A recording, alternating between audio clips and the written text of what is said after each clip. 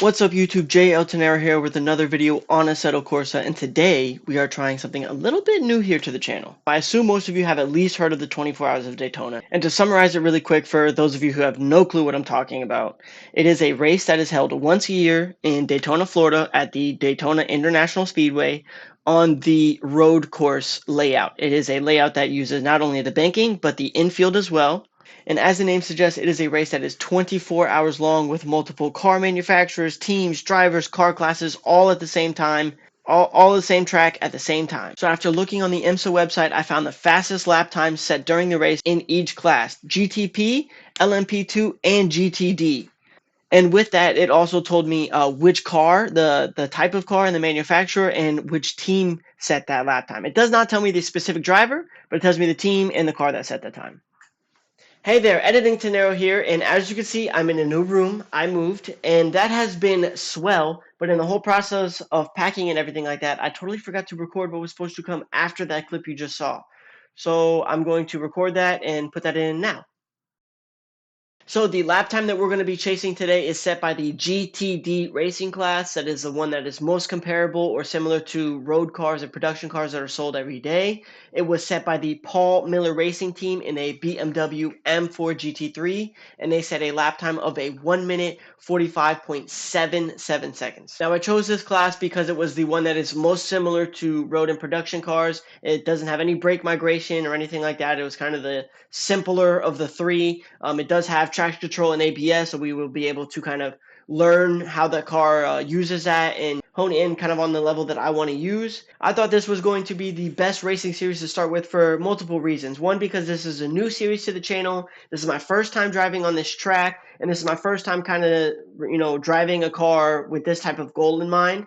So I wanted to start off with the one that was most similar to road and production cars. I thought it would be really, really fun, kind of a great stepping stone to start off with. If you guys like this video and you want to see me do either other tracks maybe in this racing series, or maybe even the higher racing series at this same event, let me know in the comments down below, and we could definitely try and make that happen. So we're going to hop into it now. I'm going to show you the first couple of laps that I ever set at this track, which is, spoiler alert, absolutely terrible, and work our way through all the way up until we feel confident of trying to shoot for beating this lap time. Let's get right into it. After downloading all the cars and the first Daytona track I found on the racedepartment.com, I hopped right in to drive the car and the track for the very first time. As we come across the start-finish line, I will leave you with this lap as a reference to how much I was able to clean up all of the braking zone, gear shifts, and overall racing line throughout this video.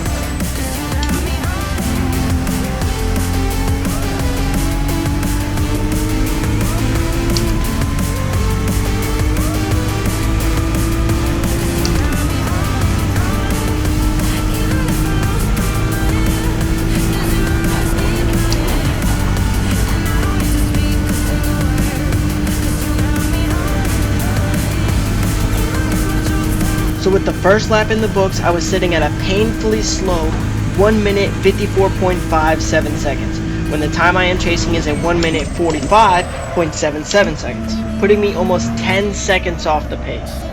Now here we are a few laps later, still absolutely choking it on turn 1, but nevertheless starting to get a decent feel for the car, honing in on the traction control and ABS settings that feel the most comfortable to me, and just learning as much as I can about the track, what unsettles the car, the grip levels, and just everything I can to try and use that to predict what the car will do once we start putting in a lot cleaner, more consistent lap times.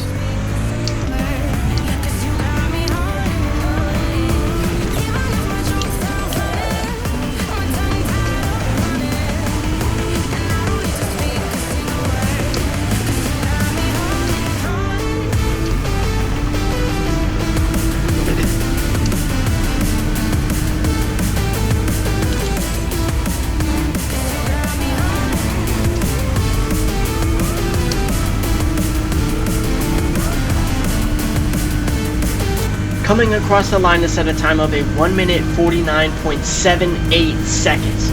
Still far from the goal of a 45.77, but at this point with only 7 laps under my belt, I felt great and that I was on track to beat this record rather quickly. And here we are now, a bit later, coming into lap 13, still learning and improving and getting faster with every lap time, so this is the new fastest time so far. So I wanted to give you guys an update as we cross the line. Coming into turn 1, staying really low, missing the entire braking point, the apex, just everything. A ton to learn from and improve here on turn 1. And as we come into the International Horseshoe here, you'll see we're a bit hesitant on and off the throttle, but fairly smooth. Needs some improvement, but not too bad. And coming into the West Horseshoe, we missed the braking zone in the apex, still barely able to keep it in the white line, so we pull it around, but a lot to learn and smoothing out there. Coming into turn 6, you'll see we kind of missed the braking zone, bit hesitant through the whole corner, even on the acceleration coming out, but we pull it off, you know, we're still moving.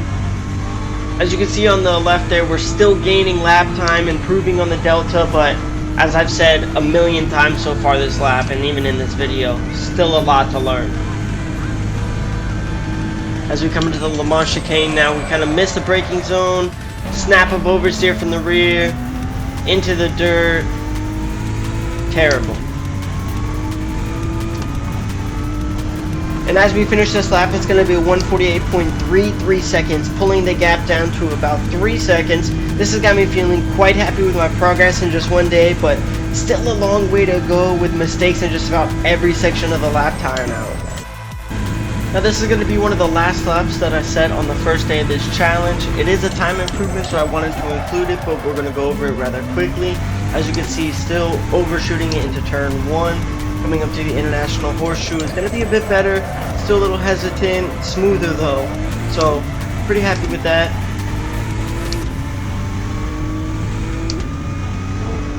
Coming into the West Horseshoe, we got a way better braking zone, still trying to find the ideal line, still a bit hesitant but way better for sure. Still playing with lines coming into turn 6, trying to figure out the best exit, and you know, just playing around with that, still experimenting.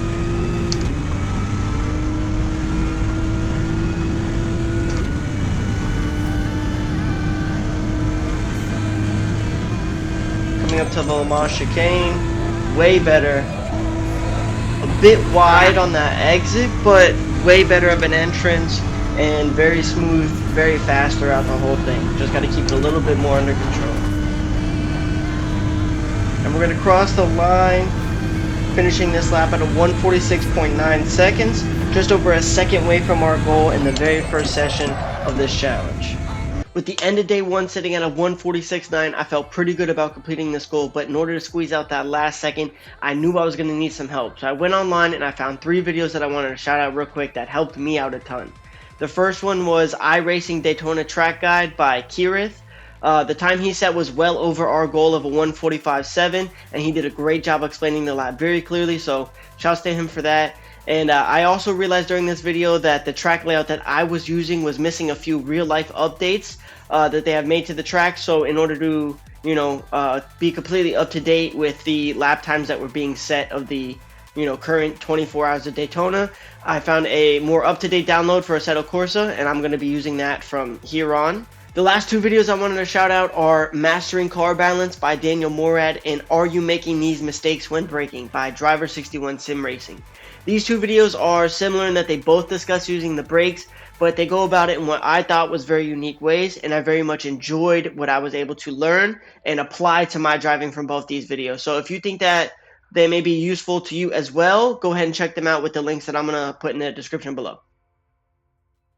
Alright, day 2 of the challenge, and as you can see, we're using the updated track map, and we've already got a few warm-up laps done and ready to set a heater lap with all the new info we got, so let's see how it looks.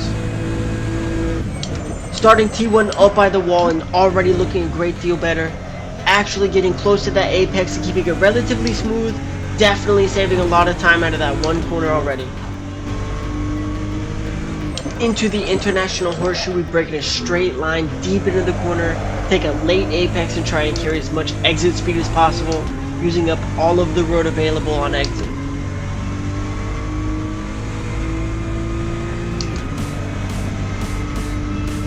And similar into the West Horseshoe, break deep into the corner, hit a sharp apex, and get down on the power as quickly as possible, using up all of the road on the exit.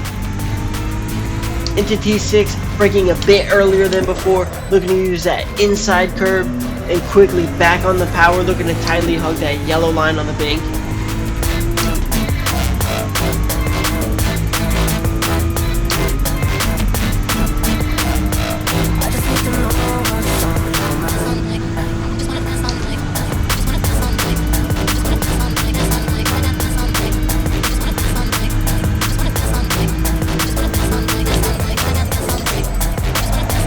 A little bit too aggressive with my turn into the Le Mans chicane there, causing a little bit of a slide in the rear, but carrying a lot more speed and confidence throughout, so I'll take it for now.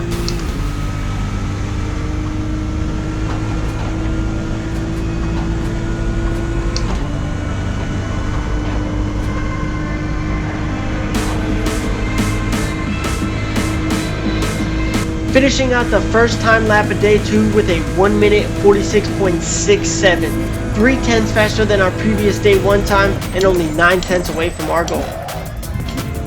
Going into a second flying lap straight away, we're a bit deep into T1, but we managed to keep that time loss down to just a 10th, so we're going to keep on pushing.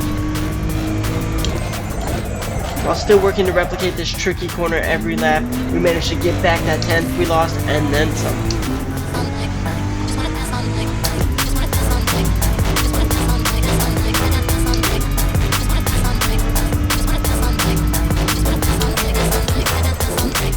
Keeping this horseshoe super clean, gently squeezing the throttle, putting us up 4/10 coming into T6. A little bit sloppy with that slide in the rear, but thankfully it only cost us a 10th, keeping us up 3 through the banking.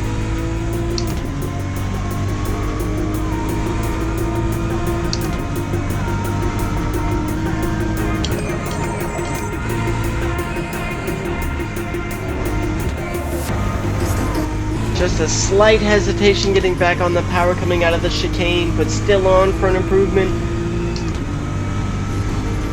The Delta ever so slowly climbing as the pain of that hesitation sets in. Pulling the car up close to the wall. And back down as we cross the line. Finishing this lap about 2/10 quicker, a 146.49, putting me just 7/10 away of lapping faster than a professional racing driver.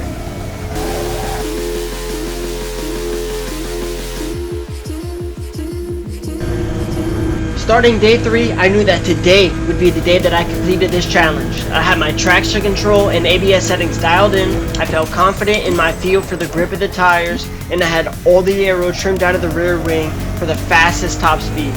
And I was able to nail each corner individually, I just had to focus in and string it all together.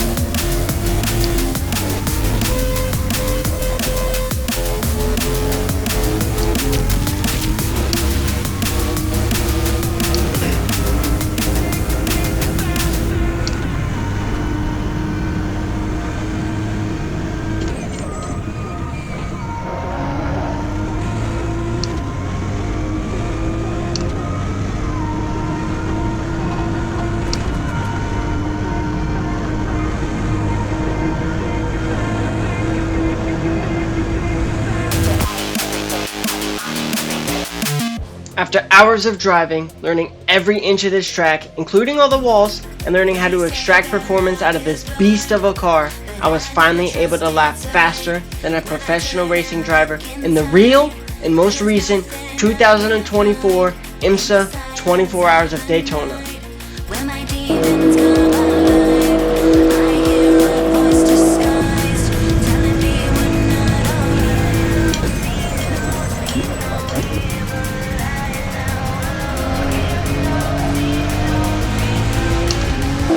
You're always on my mind.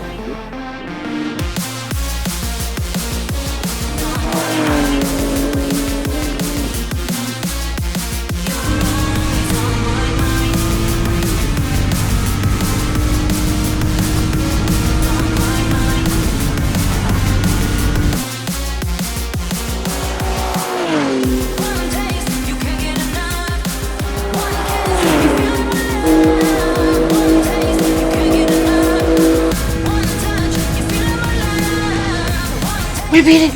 We beat it! We beat it! We beat the time! We beat the IMSA time! Yes! Let's go! Let's go! We beat it! I'm faster than an IMSA driver! Woo! Woo! And we got it on film! Everything was working properly when I washed out by the light! Oh yes, let's go!